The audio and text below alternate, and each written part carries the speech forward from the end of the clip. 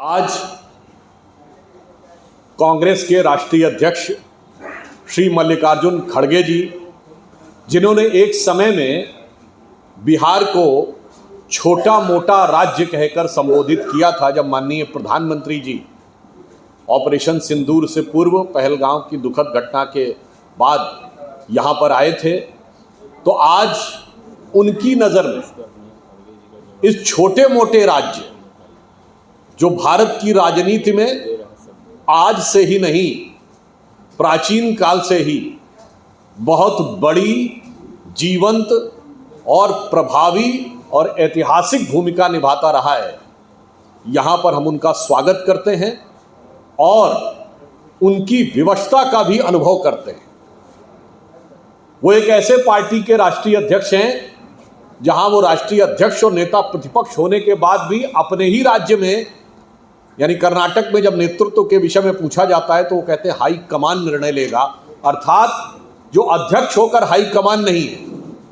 और यहां पर आकर वो एक ऐसे नेता को, यानी तेजस्वी यादव जी के समर्थन की बात कर रहे हैं जिन्होंने अपने पिताजी लालू प्रसाद यादव जी को राष्ट्रीय अध्यक्ष बनने के बाद भी फोटो से गायब कर दिया है। अर्थात एक हाई कमान विहीन अध्यक्ष, एक पोस्टर से गायब राष्ट्रीय अध्यक्ष, दो बुजुर्ग नेता अपने अपने पार्टी के तथाकथित युवा नेताओं की उच्छृंखलता और विवशता के शिकार हैं। इसके लिए हमें उनके प्रति पूरी सहानुभूति है, परंतु बिहार की जनता उस यथार्थ को समझती है। कांग्रेस पार्टी आज ये कहती है कि बिहार में क्या विकास हुआ, और उन्होंने माननीय प्रधानमंत्री जी के लिए बहुत घोर आपत्तिजनक शब्द झूठों का सरदार प्रयोग किया। तो मैं विनम्रता से खड़गे जी से और तेजस्वी यादव जी से पूछना चाहता हूं कि जब हमारी सरकार आई तो बिहार की प्रति व्यक्ति आय 6,900 रुपये थी, आज 67,000 रुपये। ये सच है या झूठ है? जब हमारी सरकार आई तो बिहार का बजट 23,000 करोड़ रुपए होता था, आज 3,17,000 करोड़ रुपए है। ये सच है या झूठ है?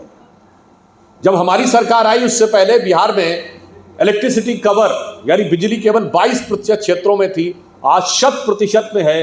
ये सच है या झूठ है? जब हमारी सरकार आई उससे पहले बड़े शहरों में, यहां तक कि पटना में भी 6-7 घंटे ही बिजली आती थी, गांवों में तो आती ही नहीं थी। जो लोग आयु में बड़े होंगे, 35 साल या ऊपर की उम्र को, उन्हें पता होगा एक दौर में बिहार में मोबाइल चार्ज करने के लिए 10 या 20 रुपए देना पड़ता था, क्योंकि गांवों में जिन लोगों के पास जनरेटर होते थे वो मोबाइल चार्जिंग करवाते थे। पुराना नोकिया का मोबाइल एक बार चार्ज होने में 2-3 दिन चलता था। आज उन सारी जगहों पे 100% बिजली है। ये सच है या झूठ है?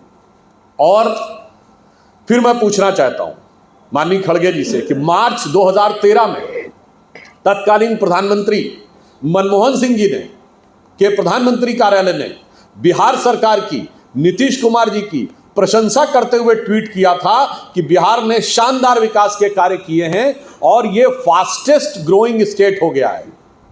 वो झूठ था या ये झूठ है?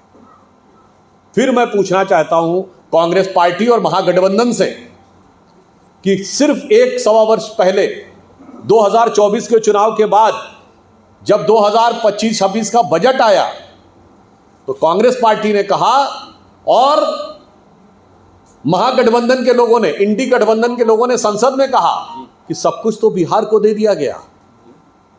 वो झूठ था या आज आप कह रहे हैं बिहार को कुछ नहीं मिला, ये झूठ है? मैं उनको पूछना चाहता हूं कि जयराम रमेश जी ने ट्वीट किया और स्टेटमेंट दिया, कहा कि बिहार को इतना सब कुछ दे दिया गया, ये तो बाकी लोगों के साथ एक मजाक है। वो झूठ था या आज आप कह रहे हैं कि कुछ नहीं मिला, ये झूठ है? मैं पूछना चाहता हूं चिदम्बरम साहब, पूर्व वित्त मंत्री, उन्होंने कहा सब कुछ बिहार को दे दिया गया और बाकियों के लिए जबानी जमा खर्च। वो झूठ था या ये झूठ है? इसलिए हम ये बताना चाहते हैं कि ये कांग्रेस की फितरत में शामिल है कि ये वक्त के साथ बदलते रहते हैं, मगर एक मामले में ये बिल्कुल नहीं बदलते कि ये सदा सर्वदा झूठ के ही साथ रहते हैं। और इतना ही नहीं, संसद भवन के बाहर इनके सांसदों ने प्रदर्शन तक किया था कि साहब देखिए वो जरूरत से ज्यादा दे दिया गया है, बिहार को इवन आंध्र से भी ज्यादा दे दिया गया है। कार्ति चिदम्बरम साहब ने कहा कि लगता है कि बिहार को, मनीष तिवारी जी ने कहा कि ये उनके ऑफिशियल बयान है, ये लगता नहीं कि भारत का बजट है कि बिहार का बजट है। वो झूठ था, या जो आज आप बोल रहे हैं ये झूठ है। फिर मैं कहना चाहता हूं, आप आए हैं तो बिहार में आंखें खोलिए। आज बिहार में 2 एम्स है, पटना का एम्स काम कर रहा है और दरभंगा का एम्स बन रहा है। आज पटना में IIT है, गया में IIM है, दरभंगा में IIIT है। केवल 6 मेडिकल कॉलेज थे और वो भी 1990 से पहले के थे। लालू प्रसाद जी के शासनकाल में कोई मेडिकल कॉलेज नहीं बना। सतत चला आ रहा है और वो उत्तरोत्तर और प्रभावी और दृढ़ होता हुआ बिहार के विकास के लिए निरंतर तक संकल्पित है।